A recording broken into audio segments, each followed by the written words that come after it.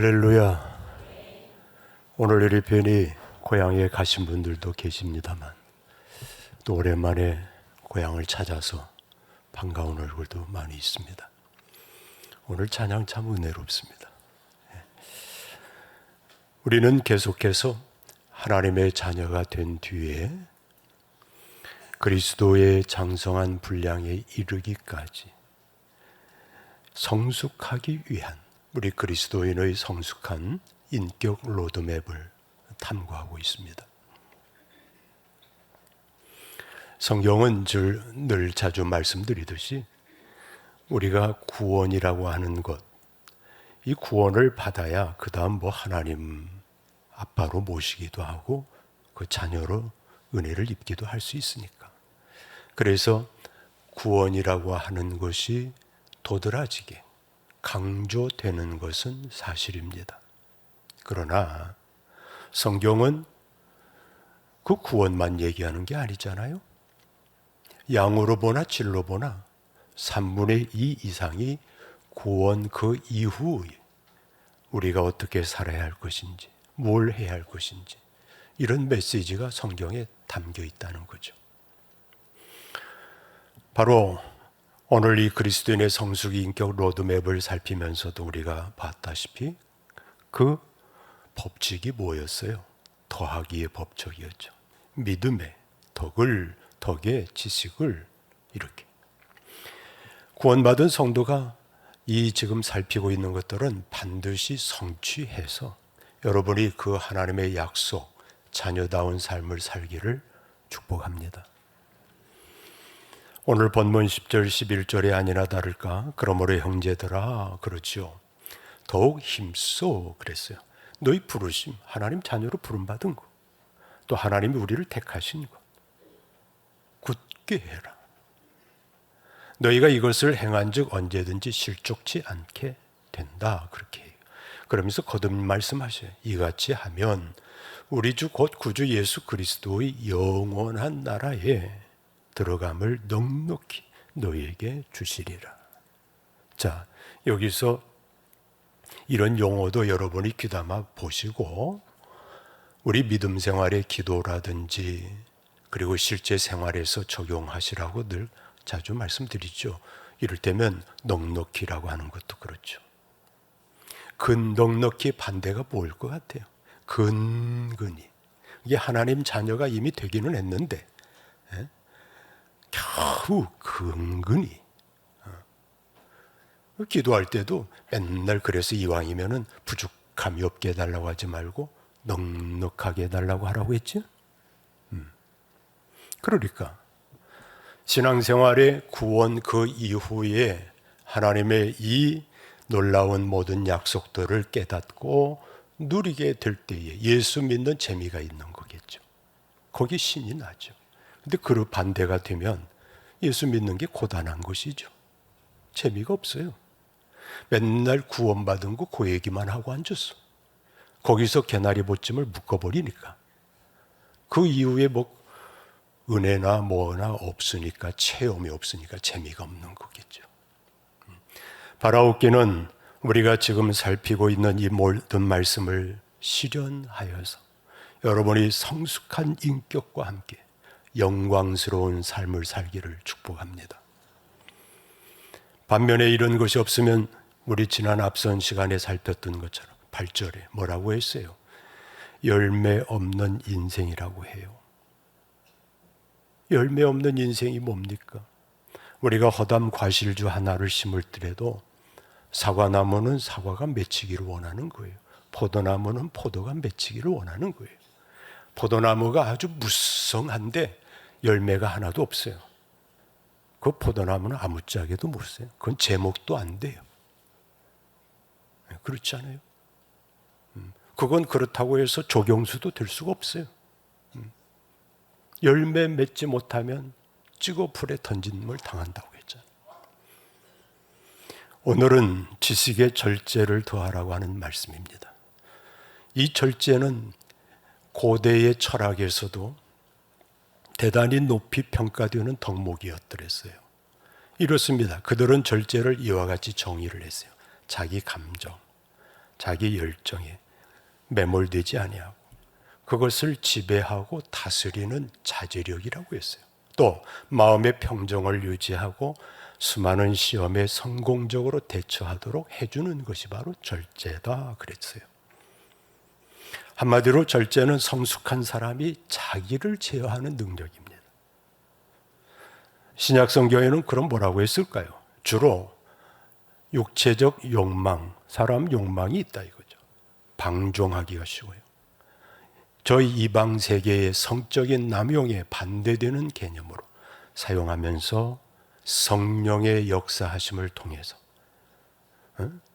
이런 것들, 이 모든 유혹, 이런 것들을 다스리는 성령의 열매에 속한다라고 했어요.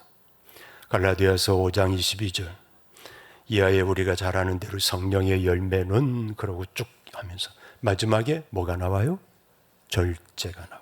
자, 이 좋은 것들이 쭉 나오고 끝자락에 절제가, 이것도 의미심장한 거예요. 자, 그런데 보십시다. 오늘 본문의 지식에 절제를 더하라 라고 했었을 때 이 순서 자체도 큰 의미가 있다고 나는 생각을 해요. 신학적으로 말하면 이 순서, 편집 자체까지도 하나님의 간섭이 있다고 나는 믿는 사람입니다. 고린도전서 8장 1절이죠. 지식은 교만하게 하며 그랬어요. 이 말씀처럼 지식 있는 사람이 교만하기가 쉽다는 거예요. 잘 들으셔야 돼요. 지식이 교만한 것은 아닙니다. 괜히 여기 오늘 공부 좀 많이 하고 지식 있는 사람들 마음에 쭈뼛거리라고 하는 소리 아니에요. 그런 얘기가 아니에요. 지식 자체가 교만한 게 아니라 사람이 지식이 좀 있다가 보면 아는 척하고 교만하기가 쉽다는 이야기인 거죠. 실제로 초대교회 1세기에 헬라인들이 그랬어요. 공부 좀 하고 지식이 있으면 아는 척하면서 그야말로 그걸 내세우는 맛으로 살았다는 거예요. 그 시절의 어줍자는 그야말로 신변 잡기식의 지식을 가지고 그저 아고라 시장에 모이면 갑론을박하면서 논쟁에 사로잡혀서 자기 낯을 드러내려고 그렇게 하는 사람들이 많이 있었다는 겁니다. 뭐 이게 사실은 그때만 그렇나요? 가만히 보면 오늘날도 우리가 그러기 쉽더라 이거죠. 그래서 철학자들이 강조했던 것이 제대로 된 지식인이라면 절제의 능력이 반드시 있어야 한다라고 했던 겁니다.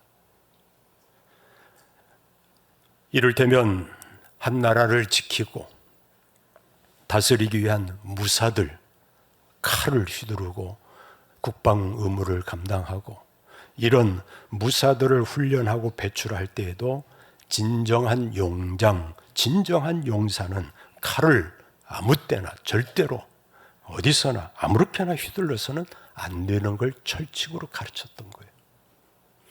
그런가 하면은 진정한 지식인은 자기가 머리에 좀 안다고 그 자기 말을 아무 때나 아무렇게나 해서는 안 될 것을 역시 강조했던 거예요. 그리고 참된 지도자는 자기 눈앞의 영역과 이익에 휘둘리지 말아야 할 것을 초대의 철인들의 글에 보면 많이 얘기를 했더랬죠. 이처럼 결국은 모든 분야에서 성숙한 사람에게 꼭 필요한 것이 바로 뭐라는 거예요? 절제하는 힘이라는 거죠. 오늘날 성도들도 똑같아요. 성숙한 신앙생활을 위해서는 반드시 필요한 것이 이 절제입니다. 오늘 본문의 절제, 여기 에그크라테이아라고 하는 말은 영어의 self-control이에요. 자제력이에요. 하나님을 아는 지식이 있는 사람이 그 지식으로 말미암아 자기 자신을 올바르게 먼저 자신을 바라보고 그리고 자기 자신을 다스리며 통제할 줄 아는 힘을 일컬어서 절제라고 했던 겁니다. 그러니 이 얼마나 성숙한 덕목입니까? 기억납니까? 산상수훈 강해에서 팔복에서 주님을 만나고 자기 자신을 발견한 뒤에 이어서 나오는 게 온유함인데, 그 온유는 헬라어로 프라우스는 제가 그랬잖아요. 눈금만큼도 비실비실함, 연약함, 그런 뜻은 있다 없다? 없다. 진짜 성숙한 사람이 자기를 다스릴 줄 아는 게 그게 온유함이라고 했어요. 아멘. 오늘 여기 절제가 똑같아요. 실제로 사도행전 24장에 보면은 당시 유대 대제사장과 장로들이 변호사 너들로와 함께 총독에게 온갖 아양을 떨면서 바울을 고발을 해요. 그게 1절, 3절 있는 이야기예요. 벨릭스 카카야, 우리가 당신을 힘입어 태평을 누리고 있습니다. 이 민족이 당신의 그 선견으로 말미암아 여러 가지로 개선된 걸 우리가 어느 모양으로나 어느 곳에서나 크게 감사합니다. 이야, 입이라고 뭐 못할 말이 있나? 입이 붙었습니다. 온갖 아양을 다 떨어요. 그때 사도 바울이 로마의 황제 클라우디우스로부터 총애를 받고 지금 이 유대 땅의 총독으로 임명을 받은 이 벨릭스에게 변론을 하게 되어져요. 고발을 당해서 지금 그 앞에 가가지고, 그리고 며칠 후에는 말씀을 강론을 하게 되어져요. 그때 강론한 내용이 뭔 줄 아십니까? 바로 여기 25절이. 그렇죠? 의와 그 다음 뭐라고 돼 있어요? 절제와 장차 오는 심판을 강론하니. 그런데 바울이 이렇게 강론을 하니까 펠릭스가 뭐라고 반응을 해요? 두려워했다고 했어요. 이게 바울의 이 가르침 메시지에 힘이 있다는 거죠. 당신 지금 하늘 높은 줄 모르고 까불고 있는데 절제할 줄 알아야 한다. 그리고 심판이 반드시 있다. 이걸 막 지금 서슴없이 말한 거죠. 앞에서도 언급했던 갈라디아 5장에서 육체의 소욕을 물리치고 성령을 따라서 행하기 위하여 우리 안에 품어야 할 열매가 있다라고 표현을 했더랬죠. 그때 역시 말씀했던 게 바로 뭐예요? 절제였어요. 자, 16, 17절 먼저 보면 내가 이르니 너희는 성령을 따라 행하라. 그리하면 육체의 욕심 이루지 아니하리라. 육체의 소욕은 성령을 거스르고 성령은 육체를 거스르나니 이 둘은 서로 함께 할 수가 없다. 그러면서 하신 말씀이 이거예요. 오직 성령의 열매는 쭉, 그리고 마지막에 아까 보셨던 것처럼 뭐라고요? 절제다. 이렇게 했어요. 여러분, 이게 지금 가만히 잘 보십시오. 여기 나오는 열매들이 얼마나 다 귀한 겁니까? 사랑한다고 하면서 집착을 한다든지 그러면 스토킹이 돼버려. 응? 이미자 권사님이 가수가 유명하니까 사람아, 신집사 하나만 족한데 오재명 목사가 맨날 이미자 권사 내쫓네 너졌냐고 쫓아다니면 그거 어떻게 되는 거예요? 그건 미친놈이지. 그건 병이에요. 오늘 여러분의 생애에 참된 열매를 맺기 원합니까? 절제의 열매가 있기를 축복합니다. 과수원에 과은지기가 과실수를 심어놓고 좋은 열매를 추수하기 위해서는 반드시 가지치기를 해야 한다는 거예요. 전지작업이 있어야 한다는 거예요. 오늘은 또 바뀌었어. 지금 지난주 우리 소나무 분재가 있는데 한 두세 가지가 있거든. 근데 봄에, 요즘 보면은 지금 가장 푸릇푸릇해요. 정작 겨울을 지나면서 야들도 이제 겨울나기를 하게 돼요. 그 봄에 보니까 그 소나무 분재를 거의 상고머리 깎듯이 짧게 깎아놨더라고. 근데 그렇게 안 하면 이 가을이 됐을 때 다 그게 누른누들해지고 이제 제대로 폼이 안 나는데, 그 요즘 보기 딱 좋더라고. 그렇죠. 오늘 이 땅 위에서 모든 열매가 다 마찬가지라는 거예요. 이 가지치기, 이것을 제대로 철따라서 하지 못하면 저같이 그 농장에 무지한 사람은 봄에 막 가지가 탐스럽게 피고 열매가 주렁주렁 나오면은 이야 이러고 그냥 놔두면 어떻게 된대? 여름이 지나면서 비바람이 불면 그냥 가지가 다 찢어진대요. 그리고 그 열매 욕심 부리고 그냥 놔두면은 제대로 된 상품을 가을에 결실을 기대할 수가 있대요, 없대요? 없다는 거예요. 아깝게 여겨지는데 그걸 과감 없이 잘라줬을 때 제대로 된 상품이 나온다는 거예요. 바로 이것이 뭐예요? 커팅. 이것은 필수 작업이라는 거예요. 필수 과정인 거예요. 제가 우리 설교자들에게도 누누이 하는 말씀이에요. 요즘 같은 시대에는 특히나 더 어떤 자료나 정보를 얻는 것이 그렇게 어려운 것은 아니다 보니까 그것을 깊이 묵상하고 그리고 좀 정리되고 이렇게 좀 전하면 좋겠는데 논리성이 결여되고 그냥 막 중구난방이 되면 그건 좋은 작품이 될 수가 있어요, 없어요? 없는 거예요. 커팅을 해야 돼요. 우리 인생이 똑같아요. 신앙이 그렇습니다. 육체의 소욕을 이기고 성령을 따라 행하려면 뭘 할 줄 알아야 돼요? 절제할 줄 알아야 돼요. 이건 건강한 인생, 건강한 신앙을 위해서 필수 요소라는 거예요. 동시에 이와 같은 절제를 통하여서 아름다움을 창출할 수가 있게 되는 거예요. 아까 과실나무도 그렇지요. 꽃나무도 그렇지요. 인생이 그렇고. 그래서 제가 늘 쓰는 표현이 이겁니다. 절제는 미학입니다. 절제는 아름다운 결실을 할 뿐만 아니라 거기에 아름다움이 있는 거예요. 여러분 덕을 끼치고 하나님께 영광 돌리길 원합니까? 여러분 생애에 아름다운 열매가 맺히기를 원하십니까?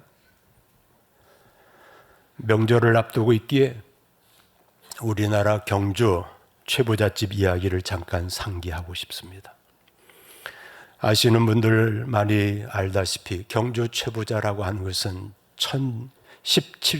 경주 최씨 17세 선 최진립이 1568년에서 1636년 생애를 산 사람이에요. 그 사람부터 시작해서 28세 손 최준 1884년에서 1970년까지 산 분이에요.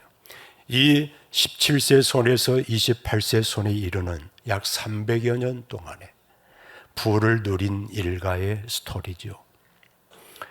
최부잣집은 1947년 대부분의 재산을 지금 영남대학교를 설립하는데 기부를 하게 돼요.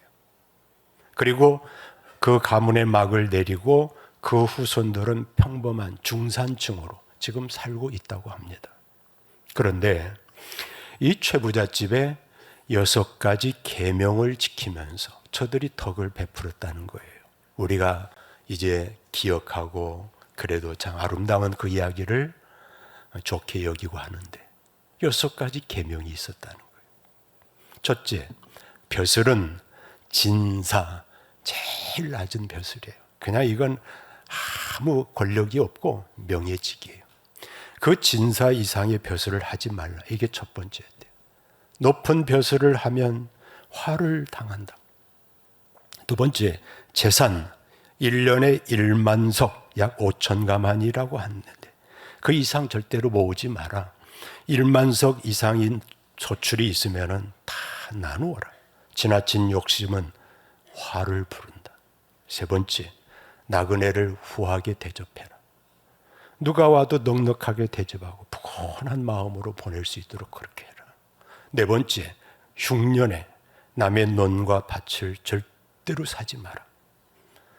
흉년에 먹을 것이 없어서 싼 값에 이 논밭을 지금 내놓았을 거 아니겠습니까? 그래서 그들로 하여금 원통한 마음을 갖지 않도록 흉년 때에 절대로 논밭을 사지 마라. 다섯 번째, 가문의 며느리들이 시집을 오면은 3년 동안 무명 옷을 입혀라.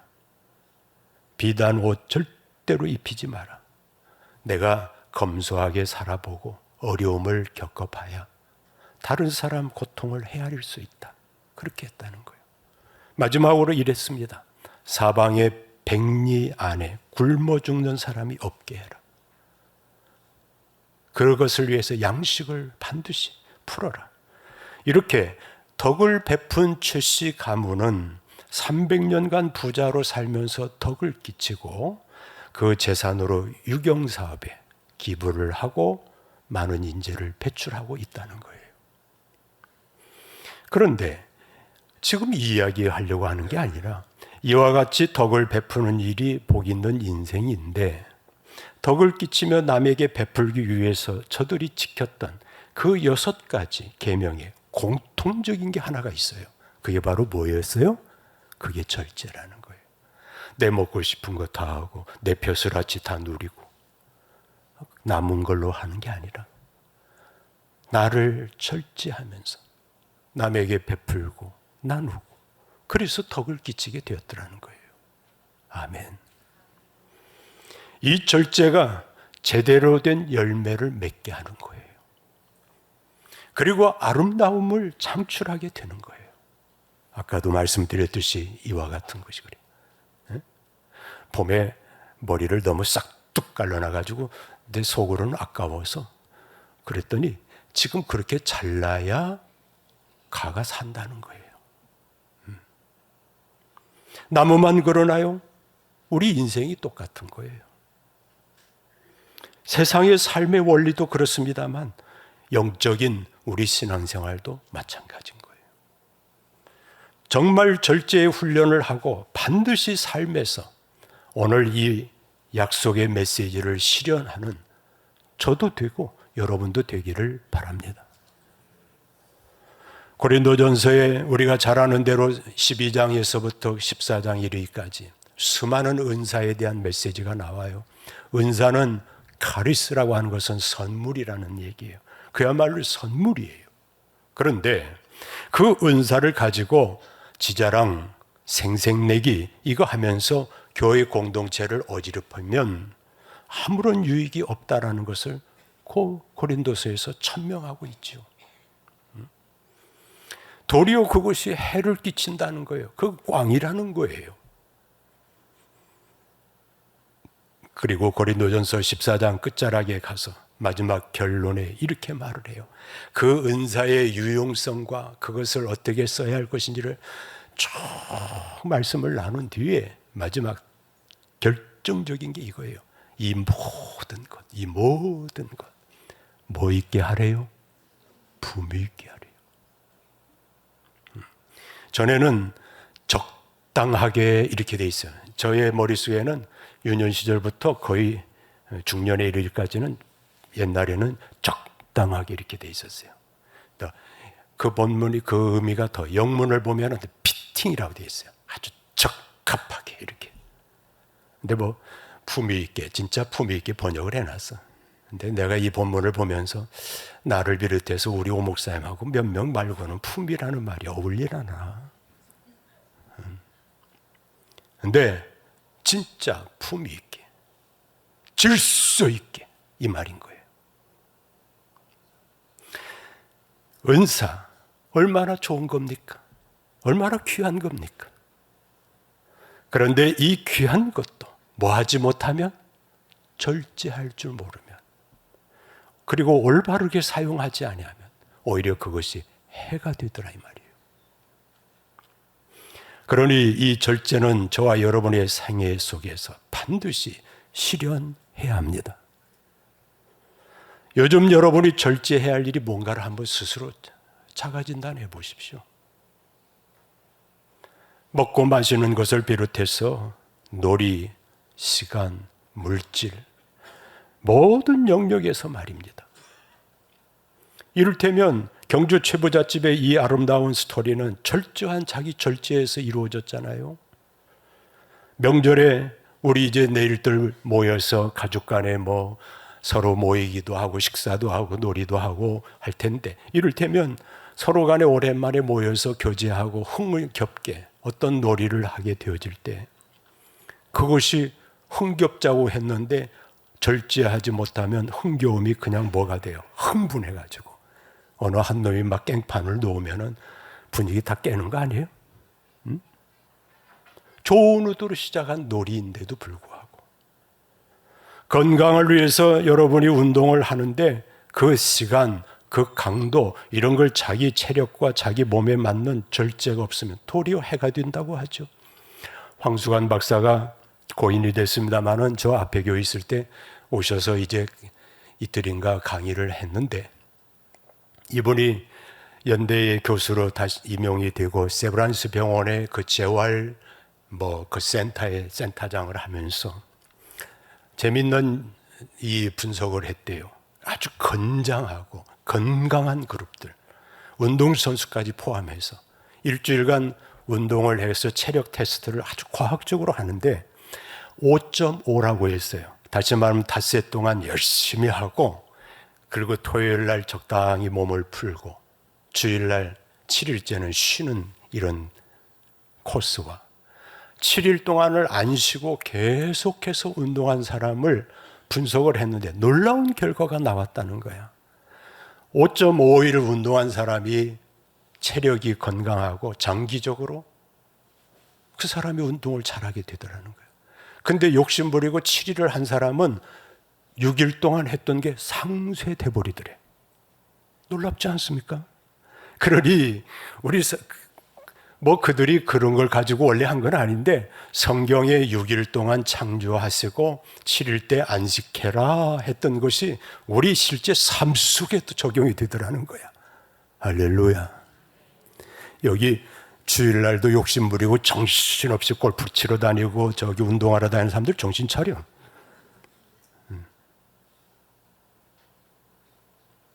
하나님이 우리에게 그것은 단지 영적으로 프로그램으로 만드신 것만 아니에요. 우리 모든 영역에서 우리가 몰라서 그렇지. 나는 그런 연구들 많이 나오면 좋겠어. 기묘하지 않습니까?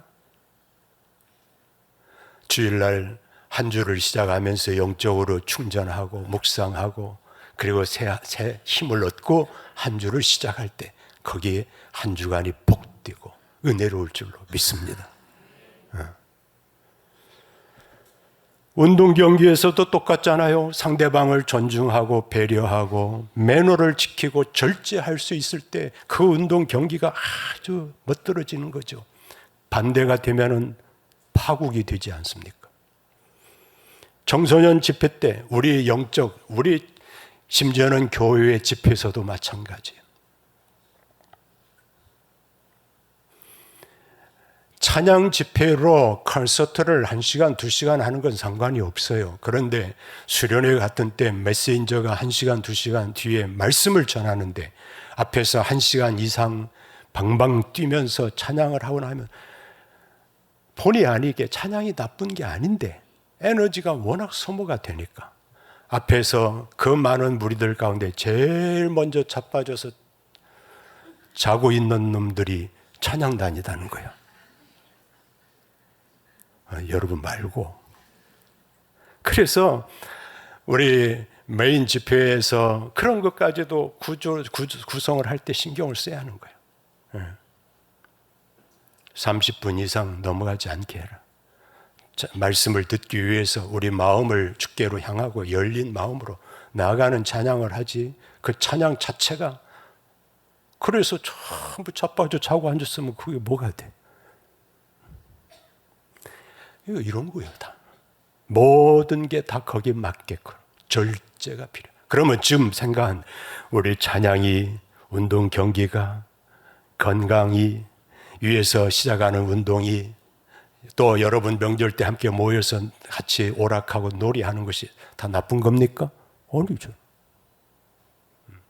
우리 교회도 보니까 그저 월명산을 갔다가 자기는 날다람쥐처럼 막 날마다 타고 마라톤 한다고 자랑을 했어요. 근데 어느 날 보니까 목사님 기도해 주세요. 양쪽 무릎이 다 나갔습니다. 그러는 게 운동하는 게 나쁜 건 아니지. 그런데 그것이 과도함으로 인해서 그런 거죠. 오늘 사랑하는 성도 여러분, 오늘 갈라디아에서의 그 많은 아름다운 은사들이 그랬어요. 오늘 본문에서 역시 마찬가지예요. 여러분에게 이런 절제의 능력을 소유하고 자기를 다스리며 정말 우리 인생의 아름다운 열매를 맺기를 축복합니다. 가정도 그래요. 모든 영역에 다 똑같아요. 오늘 신앙생활에도 여러분, 내가 강영식 집사님 한 주간 일하라고 하지 교회 와서 맨날 여기 청소하라고 내가 일 시키나? 아니잖아. 자기 있는 일터에서 일할 때는 일하고 쉴 때는 쉬시고 하나님 앞에 제대로 우선순위를 가지고 여러분이 이 모든 것을 잘 일구어서 주의 약속을 누리기를 주의 이름으로 축원합니다. 찬양합시다.